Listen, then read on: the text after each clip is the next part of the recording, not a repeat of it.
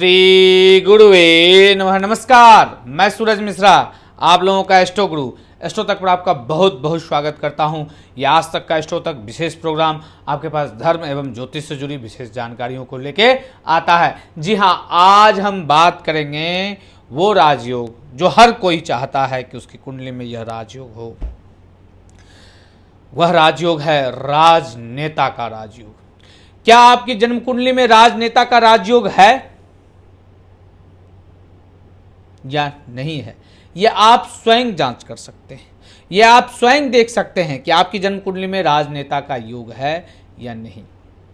देखिए, आप अपनी जन्म कुंडली को उठाएं और उसमें देखें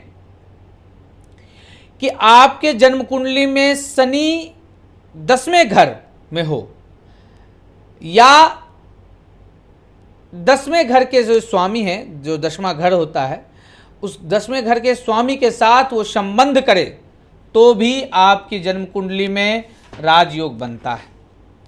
10वें घर का संदर्भ है, आप देख सकते हैं 1 2 3 4 5 6 7 8 9 10। जी हाँ, 10, ये 10वां घर है जिसे हम राज भाव भी कहते हैं, राजपदेश 10म भाव भी कहते हैं। धर्म का, राजपद का इत्यादि का विचार किया जाता है। इस भाव में यदि शनि हो या फिर इस भाव के स्वामी के साथ संबंध करता हो, 10म भाव में मंगल भी हो तो भी व्यक्ति को राजनेता बनाता है और राजनीति में सफल बनाता है। दूसरा योग शनि, राहु, सूर्य व मंगल, यह 10म भाव, भावेश के साथ 10म भाव का जो 10वें घर का जो मालिक है उसके साथ दृष्टि संबंध करता हो तो भी व्यक्ति को राजनीति में निपुण बना देता है और ऐसे व्यक्ति जबरदस्त राजनीति सलाहकार भी होते हैं, किंग मेकर की भी भूमिका निभाते हैं। तीसरे योग की बात करूंगा। आपकी जन्म कुंडली में सूर्य, चंद्रमा, बुध और गुरु धन भाव में हो। धन भाव यानी आपकी जन्म कुंडली का दूसरा घर। इन घरों में क्या हो? सूर्य हो, चंद्रमा हो, बुध हो या गुरु यानी बृहस्पति हो और छठे भाव में मंगल हो। छठे घर में मंगल हो और एकादश भाव जो 11वां घर है, एकादश भाव में शनि हो और 12वें भाव में आपके जन्म कुंडली में राहु या केतु बैठा हो। तो आपकी जन्म कुंडली में यह जान लीजिए कि प्रबल राजनीति का योग है और प्रबल मंत्री बनने का योग है। जी हां, यदि आपकी जन्म कुंडली में एकादश भाव में शनि बैठा है इन सभी ग्रहों के साथ, तो आप निश्चित तौर पर मंत्री बनेंगे या सीएम बन सकते हैं, प्रधानमंत्री बन सकते हैं। इन सभीयों का योग बनता है, राजनीति का प्रबल दावेदारी बनता है। वह व्यक्ति एक सामान्य घर में भी पैदा ले, अति असामान्य घर में, और वो अपनी असाधारण प्रतिभा से बड़ा मंत्री बन जाता है, राजनेता बन जाता है। तो आपने जाना कि राजनीति में यदि आप आना चाहते हैं तो आपके जन्म कुंडली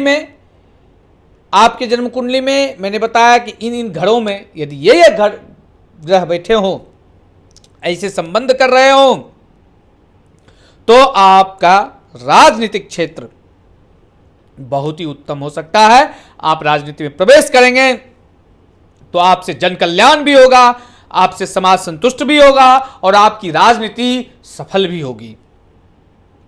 यहां तक आपका नाम भी आपके जाने के बाद भी ऐतिहासिक रहिएगा।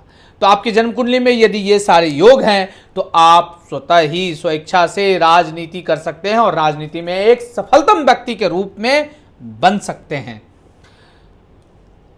और यदि किसी के कुंडली में इन योगों में जो मैंने बताया इनमें थोड़ी बहुत कमी हो तो उसका उपचार है, आप नारायण की सेवा करें। जी हाँ, नारायण कृष्ण, कान्हा के, कृष्ण के स्वरूप को, कृष्ण की यदि आप पूजा करते हैं और कृष्ण को आराध्य देवता मानकर आप यदि उनकी भक्ति करते हैं तो निश्चित तौर पर आप एक अच्छे राजनेता बनेंगे और ये जो कमी आपकी जन्म कुंडली में कहीं रह रही है तो वो कमी उससे पूर्ति हो जाएगी। आप लोगों को मैंने बताया कि राजनीति का क्या योग हो सकता है, कैसे आप राजनीति में जा सकते हैं, आपकी जन्म कुंडली में राजनेता बनने का योग है या नहीं, आप स्वयं भी इसकी जांच कर सकते हैं। तो एस्ट्रो तक पर आपको ऐसे ऐसे तमाम चीज मिलते रहेंगे और मैं अगले एपिसोड में फिर कोई राज योग के बारे में चर्चा करूंगा कि मैं ये लगातार एपिसोड जो मेरा चल रहा है वो राजयोग स्पेशल एपिसोड चल रहा है जिसमें मैंने आपको अलग अलग राजयोग के बारे में बताता हूं। तो ये आप लोगों को बहुत बहुत धन्यवाद, साधुवाद, नमः पार्वती पते, नमस्कार।